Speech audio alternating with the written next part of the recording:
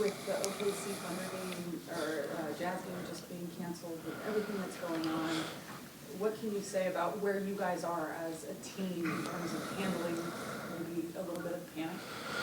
Yeah, I think we're okay. I mean, it's sad, right? I mean, there's people dying, and there's people getting sick, and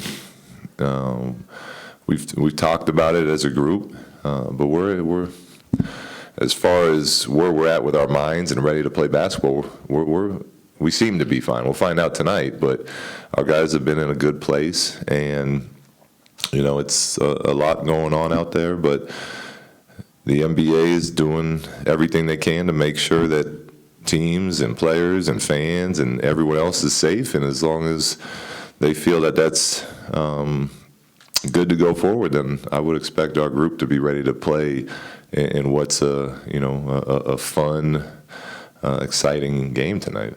Some teams based on the city they're in, like San Francisco, have already moved towards playing games with no fans in the building, and the NBA potentially could be moving that direction. If that were to happen for you guys, from a player and coaching perspective, how much would that impact the feel of the game? A lot.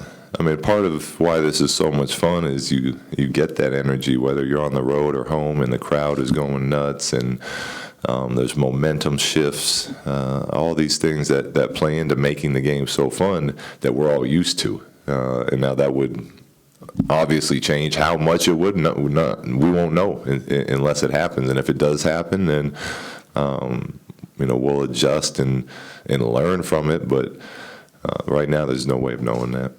Luke, the game tonight, are you going to make a lineup change? Do you have an idea of how you're going to sort of combat what you're up against with Zion and Ingram on that front line? Yeah, we're going to we got a couple of different ideas that, again, the first time going against them, it's one thing seeing guys, especially guys that have his strength and quickness on film, but then you got to go against it live to kind of really figure out what we think is best and what we've seen other teams do. So we got a couple of different ideas we're going to try. None that I'm willing to share with you guys, but we got some stuff we're going to try to throw out there. Luke, kind of back to the Corona stuff for a minute. We talked to you yesterday, and things kind of, ramped up significantly in this past 24 hours. How do you feel that the team has handled that just in this past 24 hours? I think they're good. It's guys are talking about it, which is a good thing. Guys are, the more aware you are, get out there and constantly wash your hands and make sure, for now, stay away from handshakings and just things like that. That's what we can do, prevent any virus. So our guys are informed with all of that, but the group seems to be doing good. Any trepidation, uneasy feelings that exist right now? Not that I've seen. But yeah, I mean, again, we didn't do shoot around this morning, so we got together this afternoon, but the group was in good spirits as usual, and we had a nice quick walkthrough out there on the floor, and guys seemed fine. Channel 13. Are any of the players tested at all for any of this? Is there playing with other players? They have the option to be tested. There's not any mandatory testing going on, but they've provided doctors to be at our facility and do temperature testing and things like that. But no one in our group that I'm aware of has any symptoms or anything like that. Luke, Jason Anderson, Sacramento Bee. There's a game postponed this evening with reports that a couple of the guys in Utah are sick. Is there a added feeling of concern, or just a kind of a sense of how surreal this is sort of getting for you guys? Well, I think when you actually see games getting suspended in other arenas without fans in it, then yeah, it definitely adds to that. But I don't think there's, at least I can only speak for myself in our group here. There doesn't seem to be any panic or concern from our players as far as going out and playing in front of our fans here. Do you have a personal preference in terms of empty arenas or postponement, or just status quo, which way you want to go forward?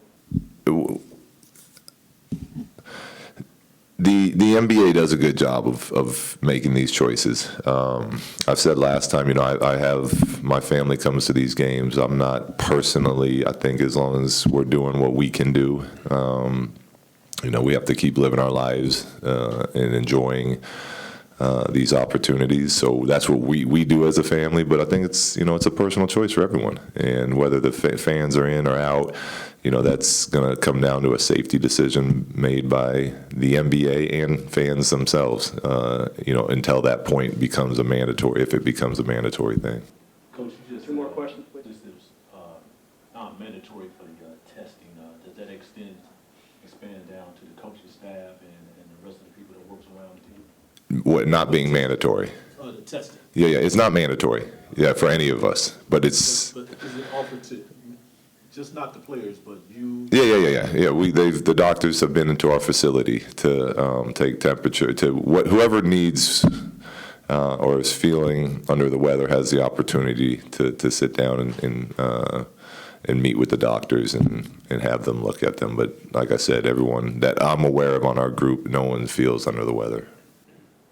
Coach, can you talk about, you mentioned the lack of, Eric Rucker, Fox 40, the lack of fans possibility.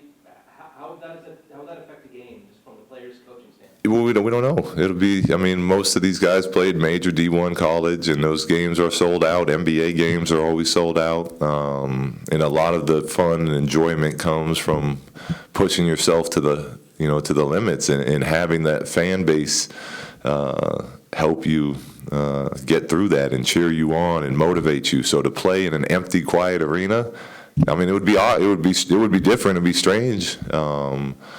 But we just won't know until, or if that does happen, then I can give you a better answer. Do you kind of question the validity or the competition under those circumstances, playing in that kind of environment? No, it's because it's the same for both teams. I get it. The home team is probably not getting the advantage they would normally get, but it's competition. It's same rules are gonna apply, and you got to get out there and find a way to win the game, and that's so. I don't think there would be. It's not ideal to not have the fans there, but it's still an even playing field. Luke, Last one, please. does it just feel too like this is a playoff game for you guys? Is it the magnitude of this game considering your season? No, it's to me it's exciting. It's a lot of fun. These are big games. This is what we want our team going through. I'm thrilled about this opportunity, and even the fact this is the one game that's on ESPN, I think works out good for us as far as just the experience of going through this and having the camera crews and the national spotlight on our group in a game that obviously seating wise or being in a playoff race means a lot. But all the games are important. They're all big. So it's not, our messaging isn't changing from, hey, we need, our messaging is, look, we got to get back in transition defense. We have to take care of the ball. The same things you're going to hear all year from me, but even more so because of how fast this New Orleans team play. So that the messaging will stay the same, but the overall experience from tonight's game for our group is really good.